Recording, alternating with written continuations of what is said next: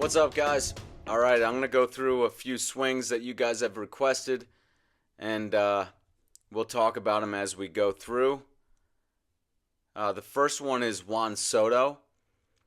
Obviously, Juan Soto is just a beast this year. What's he got? What's his OPS plus at? Like 178 or something like that.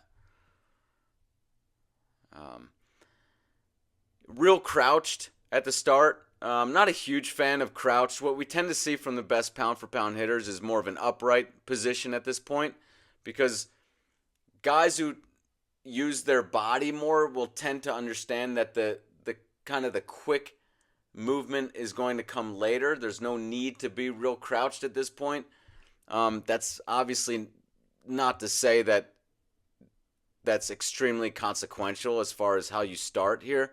There have been many pound for pound greats who are a little bit crouched as well. For the most part, it's neither here nor there. But he's got a bit of a hanging back on his back leg move, but he's still very body controlled, as we'll see. You can see as he redirects,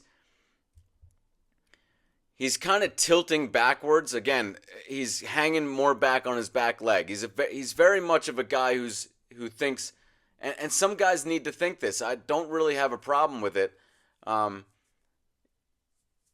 It's just there's more of a correlation, I would say, of guys who are more upright at this point, and then kind of move a little bit more forward. And then once they move forward and begin to get into their rotation, that's when there's a little bit more exertion of the lower body as opposed to being real crouched at the start. What you tend to, the guys who are more crouched at the start, they tend to be kind of limiting the amount of body that they get into the hit a little bit. But it doesn't have to be that way.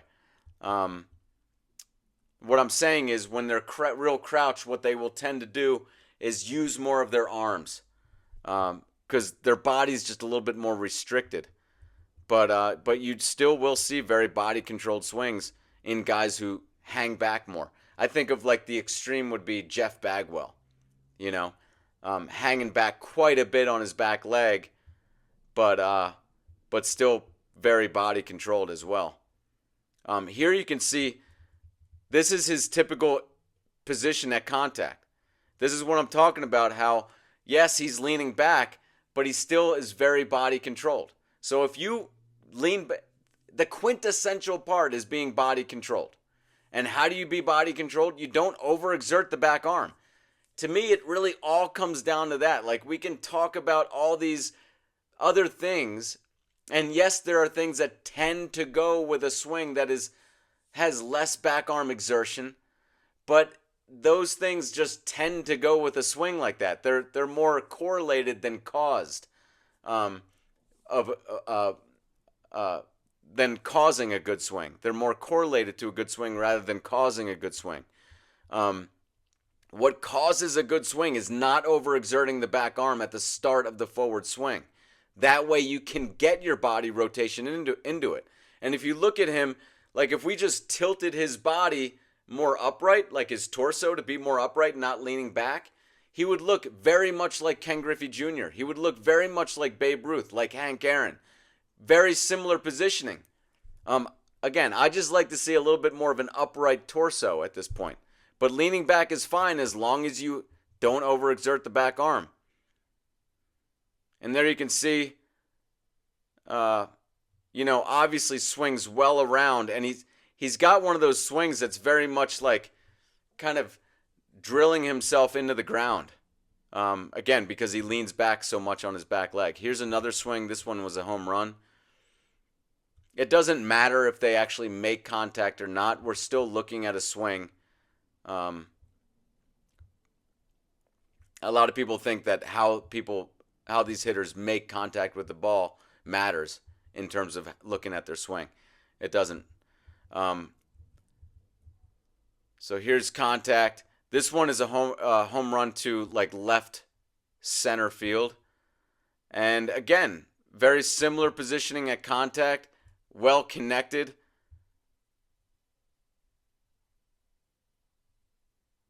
And you can see the back arm and bat are in alignment well into the finish. I always like to look at this position.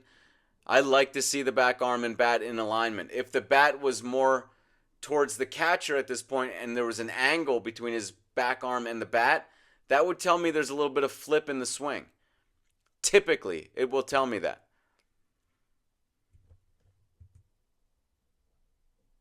So that was the swing.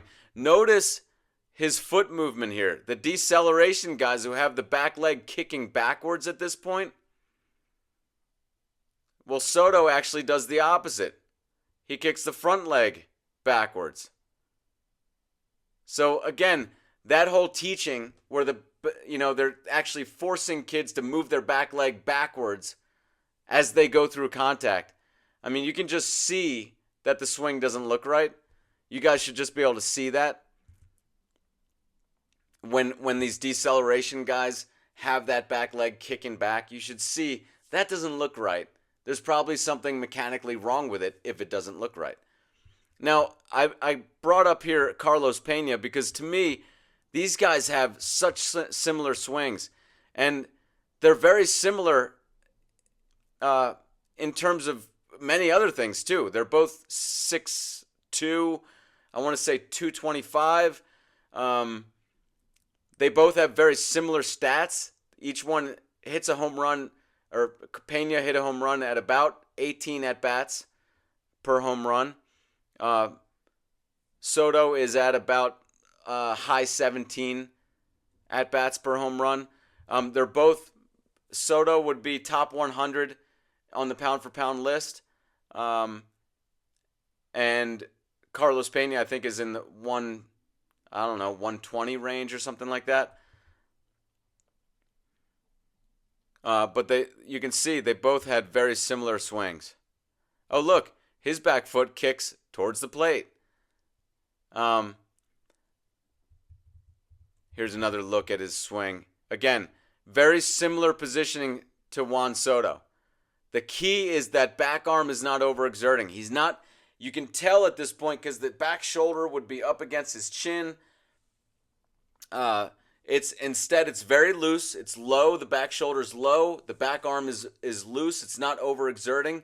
And he's able to get his body rotation into it. And his front arm is well connected to the chest.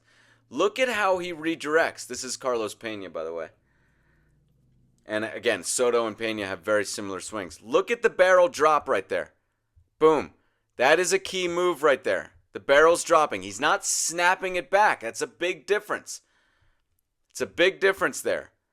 This whole idea that you have to force and snap the barrel back, that is not getting the job done. That's just an artificial way to get what we see in the great hitters. The real key to what's happening here is the barrel is aligning to his body rotation. The way it's able to align to his body rotation is because the back arm is not overexerting. It's the same thing that would happen if you were swinging with the lead arm just by itself. And look at that position. That is a key position right there. Barrel is extremely flat, so the back arm has acquiesced and allowed that to happen. For many of you, that would be a very foreign feeling because you're so used to the back arm exerting. And then he gets the barrel into the zone nice and early in his rotation. Here's Pena again from the side. Again, we're looking at a pound-for-pound great here in Carlos Pena. This is kind of a fuzzy picture, but you can see the general positioning that he's getting into here. He's allowing the barrel to whip into the zone, but it's allowed to whip into the zone due to a back arm that's not overexerting. Do you understand that? The barrel is allowed to whip into the zone due to a back arm that's not overexerting. So the barrel gets into the zone nice and early in relation to back elbow extension. Here he is on more of a high pitch. And again, well connected there at contact. Look at that back leg kicks towards the plate, not backwards. And here's Carlos Pena in his contact position. His typical position at contact. Like Soto, leans back. But that's okay. As long as you have good positioning through contact, as long as your back arm is not overexerting, that is okay. I also wanted to do Dimaggio. Someone requested Dimaggio. I want to say it was Patrick who requested Dimaggio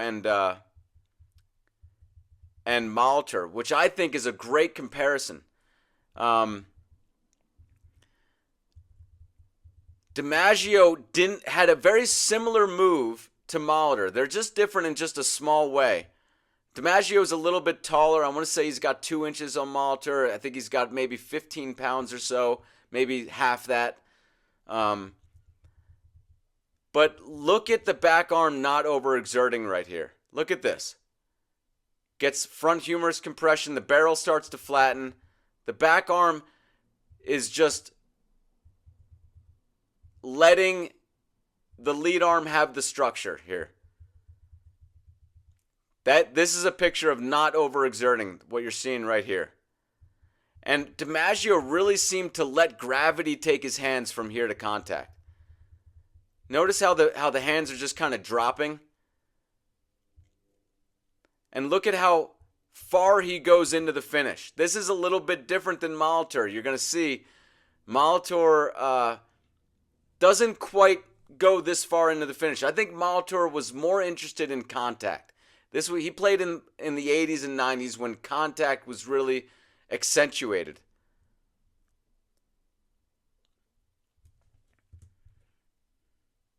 Here again, you see that front humerus compression, and you really get a good look at how that back arm is just acquiescing to the structure that the lead arm wants to do. By the way, Dimaggio is a top 100 pound-for-pound hitter. I'm sorry, I forget exactly what number he is. I want to say around the 60s or 50s. There you can see great front humerus compression, well connected there at contact, extension after contact, and then for a right-handed hitter, this is going very well into the finish here. If you look at his finish there, most righties get too concerned with headed to first base, and they cut off their swing. Forget first base for the millisecond that you're finishing your swing. Let's back that up. You know, we need to see more swings online in regular motion. You learn a lot about a swing seeing it in regular motion. In fact, oftentimes kids can emulate a swing pretty easily if they see it in regular motion. But if you only have these swings online in slow motion, it doesn't give you a good idea of what the movement really would look and feel like.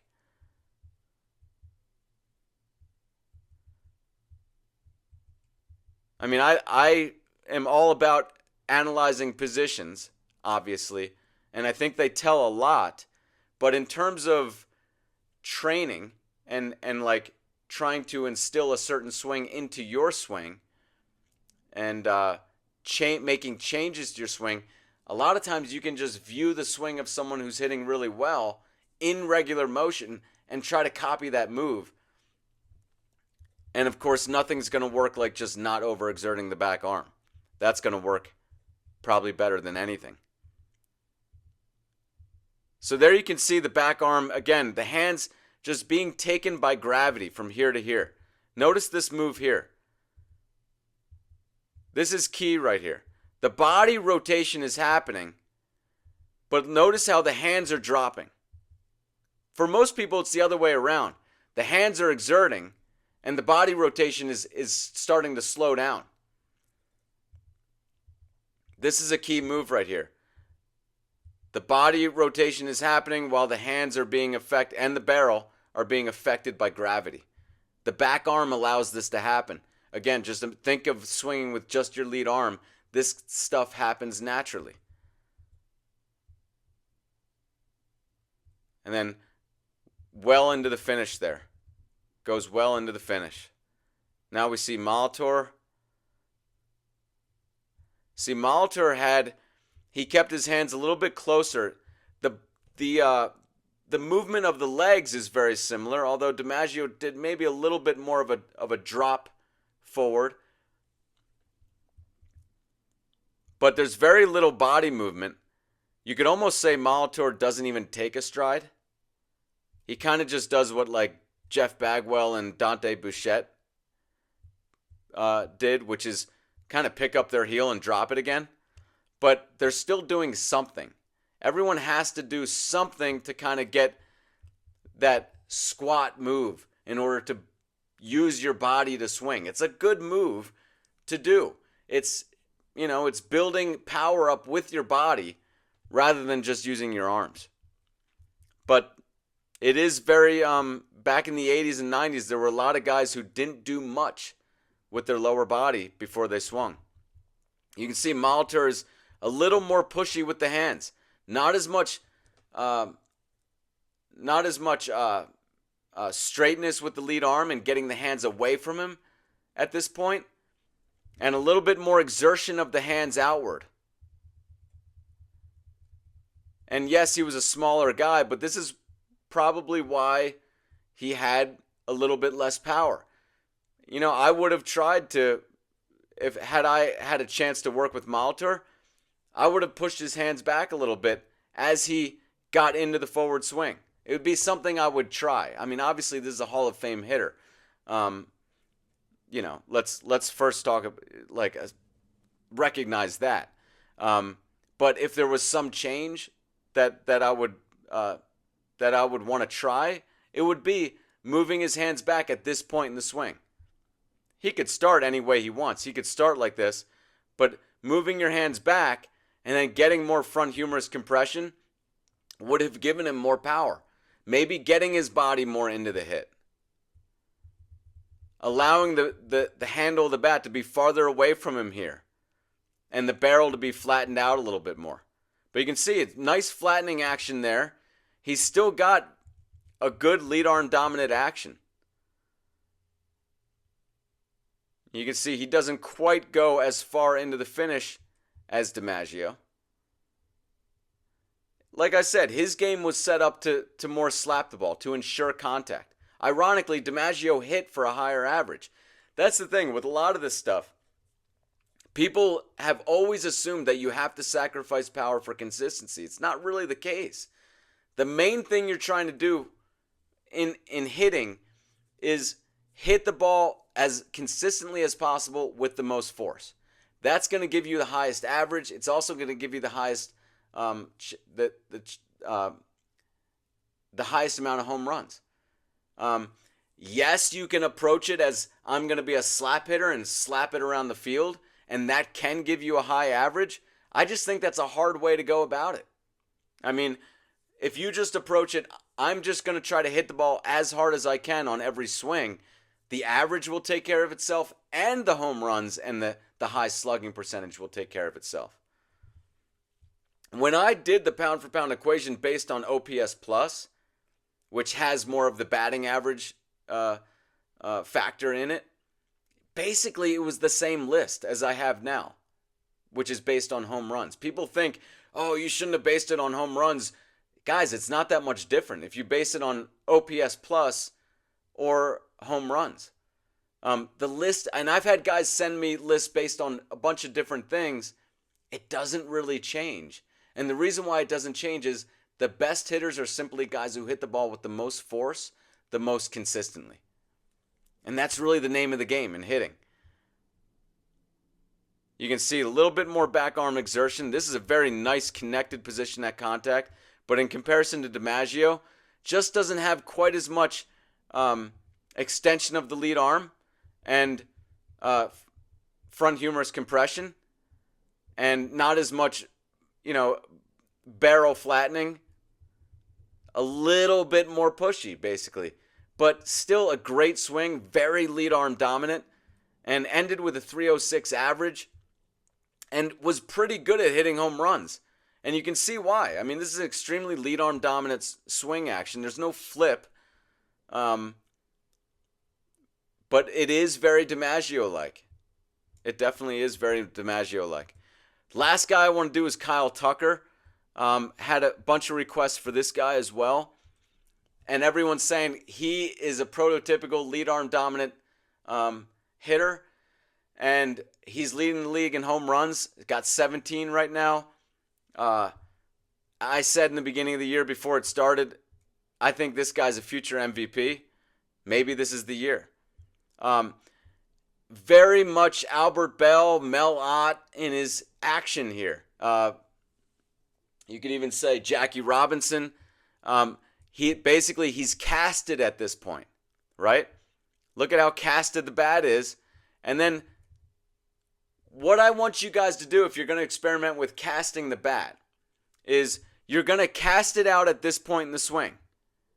See, like most of you guys picture the barrel like half the distance away from his helmet than it is here. That's where most of you guys are at this point.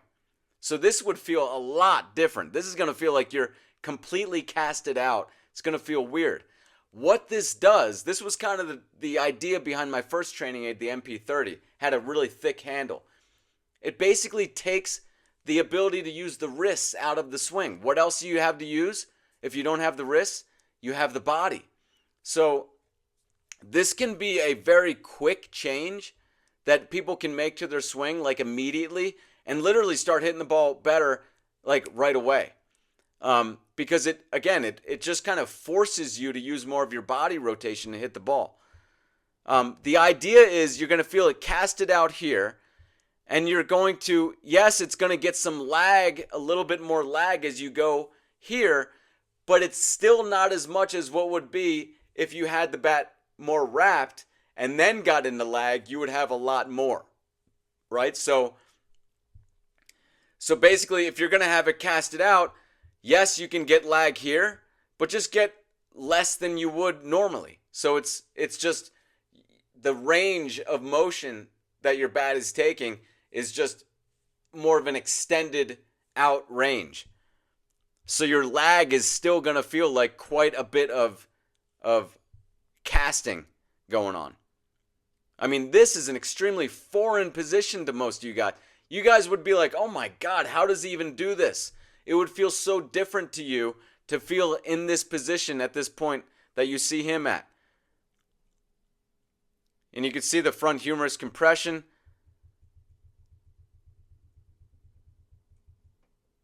And pretty well connected here in the lead arm, pretty extended in the back arm, but he gets into such good positions here. The back arm is not overexerting. He's got the casted out bat, so you know he's using his body to rotate into the hit. And then back arm and bat are in alignment well into the finish. Well into the finish.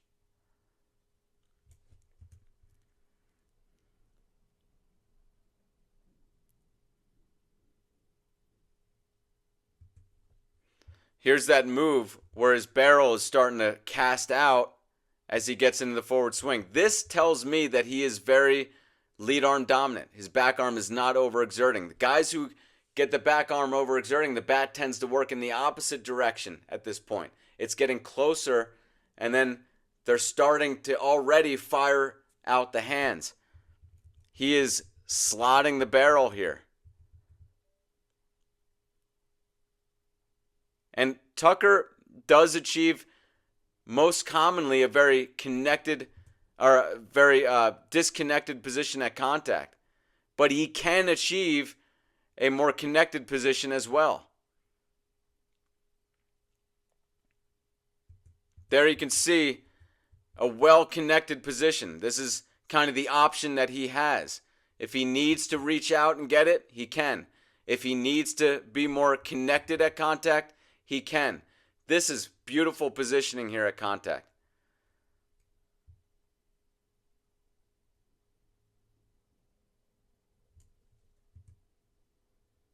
So there you have it, guys. Thank you guys for watching. Don't forget to thumbs up the video and subscribe. And I do have my Swing Like Griffey ebook. Getting a lot of good feedback on that. Look, everything that I say goes against conventional instruction. I know that what I say is like 180-degree reversal of what they've been teaching in conventional instruction. That wasn't my plan. That wasn't my plan to start. I just dove headfirst into studying the swing for many decades, and I've emerged with this understanding of the swing that just happens to go against what has been conventionally taught in the swing and continues to be conventionally taught in the swing. It's not my plan to just be someone who goes against the grain. It just happened to be that way. So check out my book, Swing Like Griffey. You can also get the lead arm training bat at theswingmechanic.com. I appreciate you guys watching, and I'll see you in the next one.